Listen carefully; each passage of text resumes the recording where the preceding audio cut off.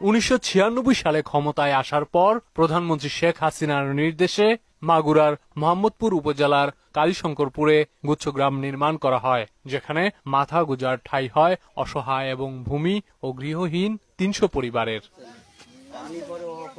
এরপর কেটেছে আড়াই যুগেরও বেশি সময়। সংস্কারের অভাবে ক্ষয়ে গেছে ঘরের মেঝে, টিনের চালা এবং বেড়া দুটোই জং ধরে নষ্ট হয়ে গেছে।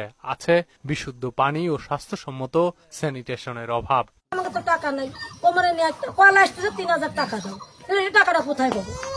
টাকাটা নেই, আমরা কলে ভাঙি করতে পারতেছি, করার কোনো ক্ষমতা আমার নেই, কারণ আমি তো একজন পিঁপড়ি। এ পাশে একজন খরচ দিয়েছে, কিছু পয়সা হয়তো খাওয়াইছে দাওয়াইছে, কিছু পয়সা দিয়ে তারে কল দিয়ে গেছে, কিন্তু এই জায়গা একটা কল, ওই জায়গা আমার একটা কল, এক বাড়ির ভিতরে আপনার যায় ধরেন 2টা কল একসাথে। এই ঘরগুলো ভাঙা শুরু হয়ে গেছে, মানে আমরা ঘরে থাকতে পারি না, যাই আমাদের জন্য একটু ব্যবস্থা করেন না, একটু তাড়াতাড়ি। একেবারেই কোথাও যাওয়ার জায়গা নেই, তাই চোখ কান বুঝে এখানে পড়ে আছে শতাধিক পরিবার। কি 80 ঘর টেকছে আর সব এইভাবে চলে গেছে। এই দেওয়া বৃষ্টি আসলে ছেলে মেয়ে নিয়ে যে উৎপালা নিয়ে এই পলিথিন টানায় টানায়, তো আমরা এইভাবে থাকি, বসবাস করতেছি। যদি একসাথে থাকতাম আগের ফলে এই জায়গায় এত বছর আমরা থাকতাম না। আবাসন প্রকল্পের সভাপতি জানান, প্রশাসনকে সমস্যার কথা জানালেও কোনো লাভ হয়নি। মনির জামানের কাছে আমরা এই আবেদনটা দিছিলাম, সে বলছে যে আমি ডিসির কাছে ফাটাবানি বা টিওনের কাছে ফাটাবানি, দেখি করা যায়, সে অবস্থায় রয়েছে, এখনো কিছু হয়নি। উপজেলার নির্বাহী কর্মকর্তা জানান, অর্থ বরাদ্দ পেলেই এই বিষয়ে ব্যবস্থা নেওয়া হবে।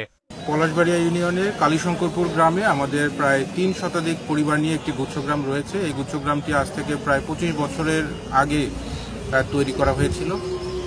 স্বাভাবিক কারণেই সময়ের সাথে ঘরগুলো জীর্ণ অবস্থা, অনেক ঘর বসবাসের অনুপযুক্ত হয়ে পড়েছে। কিছুদিন আগে আমাদের এখানে সম্মানিত প্রকল্প পরিচালক স্যার আশ্রয়ন 2 প্রকল্প এসেছিলেন, তিনি বিষয়টি জানেন এবং আমাদেরকে নীতিমালা অনুযায়ী এখানে একক দ্বিকক্ষ বিশিষ্ট ঘরের প্রস্তাব দেওয়ার জন্য পরামর্শ প্রদান করেছিলেন। সেই মোতাবেক আমরা এখানে যে নষ্ট হয়ে যাওয়া ঘরগুলো রয়েছে সেইগুলোর স্থানে যারা বসবাস করছেন তাদেরকে যাচাই বাছাই সাপেক্ষে প্রকৃত ভূমিহীনকে দ্বিকক্ষ বিশিষ্ট 2 শতকের একক ঘর প্রদান করাবো বলে আমরা প্রস্তাব তৈরি করেছি। কিছুদিনের মধ্যেই এই প্রস্তাব আমরা আশ্রয়ন 2 প্রকল্প পরিচালক স্যার বরাবর প্রেরণ করব।